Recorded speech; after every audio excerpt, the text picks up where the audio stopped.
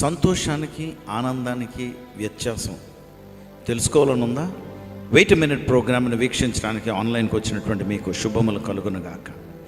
ప్రియమైనటువంటి వారలారా, బైబిల్ గ్రంథం ఎప్పుడు కూడా సంతోషము అన్న మాట వాడకుండా ఆనందం అన్న మాట వాడతారు. ఆత్మీయంగా ఈ రెండు మాటలకి తేడా ఉంది. చాలాసార్లు నేను కూడా మాట్లాడుతూ వాక్యం చెప్పిన ఒక్కోసారి తర్జుమా చేసినప్పుడు కూడా సంతోషం అన్న మాట వాడుతూ ఉంటాను. వ్యత్యాసం చూడాలంటే మొట్టమొదటి విషయం, సంతోషము ఇట్ ఇస్ టెంపరరీ, అశాశ్వతము. రెండు, సంతోషము ఈ లోక సంబంధమైనది. దాన్ని బట్టి చూస్తే, వాక్యాన్ని ఆధారం చేసుకుని చూస్తే ఒక చిన్న వాక్యం తీసుకుందాం. రోమీయులకు రాసిన పత్రిక 14వ అధ్యాయం 17వ వచనములో, దేవుని రాజ్యము భోజనము పానము కాదు, కానీ నీతియు సమాధానము పరిశుద్ధాత్మ యందలి ఆనందము. ఆనందము అన్న మాట వాడారు అక్కడ. ఎవరి యందలి ఆనందము? పరిశుద్ధాత్మ యందలి ఆనందము. పరిశుద్ధాత్మ ఆత్మ సంబంధమైనటువంటి దేవుడు, ఆత్మదేవుడు. పరిశుద్ధాత్ముడు పర సంబంధమైన వాడు. ఆ పరము శాశ్వతమైన రాజ్యము. It is an eternal kingdom. అంటే పరిశుద్ధాత్ముడు వలన వచ్చే ఆనందము శాశ్వతము. It is eternal, it is spiritual. రెండు విషయాలు, ఒకటి ఈజ్ ఇటర్నల్, రెండోది ఇట్ ఈస్ స్పిరిచువల్. అంటే ఒకటి శాశ్వతమైనది, రెండు స్పిరిచువల్, ఆత్మ సంబంధమైనది. మూడు, ఆనందం అనేది దేవుడి దగ్గర నుండి వస్తుంది, కానీ సంతోషము భూ సంబంధమైనది.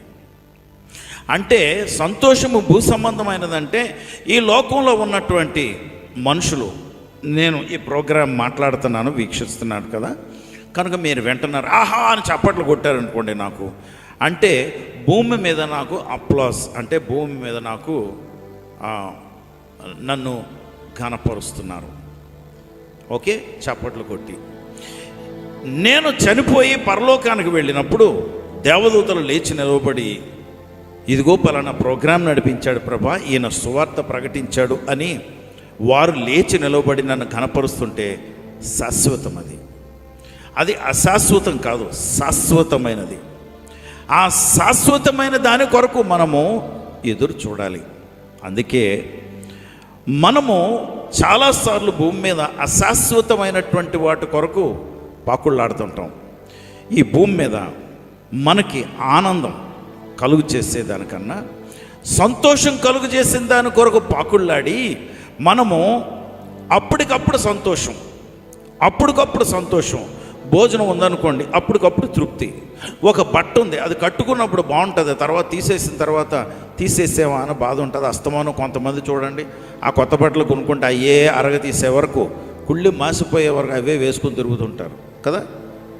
ఎందుకంటే తీస్తే వాటితో పాటు సంతోషం పోతుంది. ఏదైనా సరే సుఖం అశాశ్వతమైనటువంటివి, ఇట్ ఈస్ టెంపరరీ, క్షణితమైన, క్షణంలో ఉంటుంది, క్షణంలో పోతుంది. కానీ పరిశుద్ధాత్ముడు మనకిచ్చే ఆనందము శాశ్వతం. It is always with us. ఎందుకంటే ఆయన విడవడు, ఎడబాయుడు, నన్ను విడిచిపెట్టేవాడు కాదు. యేసు ప్రభు వారు వాగ్దానం చేశారు, ఆదరణకర్త మీ యొద్ద ఎల్లప్పుడూ ఉండుటకు. హల్లెలూయా. ఆయన మీతోనే ఎల్లప్పుడూ ఉన్నప్పుడు ఆ ఆనందము కూడా ఎల్లప్పుడూ మీతో ఉంటుంది. హల్లెలూయా. కనుక ఆ ఆనందమును కోరుకుందాం. ఆ ఆత్మ సంబంధమైనటువంటి ఆనందము పరలోక సంబంధమైనదే కాక ఈ భూమి మీద కూడా ఆ ఆనందము వ్యాపిస్తుంది. ఎందుకు వారు ఆనందంగా ఉంటున్నారో మనకు తెలియదు, కానీ నవ్వుతూ ఉంటారు. ఎస్, నేను కన్నీళ్ళు కారుస్తుంటాను, కానీ ఎప్పుడంటే ప్రార్థనలో దేవుని దగ్గరికి వెళ్ళి జ్ఞాపకం చేసుకుని, నువ్వు చేసిన మేళ్ళు ప్రభా, నాకు అర్హత లేదు నాయన అని జ్ఞాపకం చేసుకుంటాను. నాకు ఏదైనా అవసరమైతే ఆయన దగ్గరికి వెళ్ళి ఏడుస్తాను. ఎస్, కొంతమంది అది తప్పు అంటారు, తప్పు అయితే వాళ్ళకి తప్పు అనిపించవచ్చు. నాకు మాత్రం నా తండ్రి ఆయన.